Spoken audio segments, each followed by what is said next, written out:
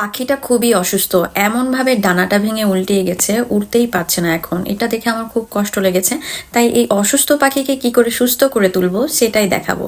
এই পাখিটা খুবই অসুস্থ, পাখিটাকে এখন সুস্থ করার দায়িত্ব আমাদের, কারণ আমরা হচ্ছে রাস্তার মধ্যে একে দেখলাম, দেখে কেমন করে শুনতেছে আমার কথা। এদিকে দেখো, ঘোরাতে পারবে এই যে এখানে, ইস আঘাত পাশে চলে গেল, গুলো দিয়ে দিই, তারপর মনে হয় ঠিক হতে পারে। আর নজর আসছে পাখিটায়, পাখি আহত হয়েছে, ব্যথা পেয়েছে বুঝছো, ওর ডানা ভেঙে গিয়েছে এখানে। ইস রে, দেখছো?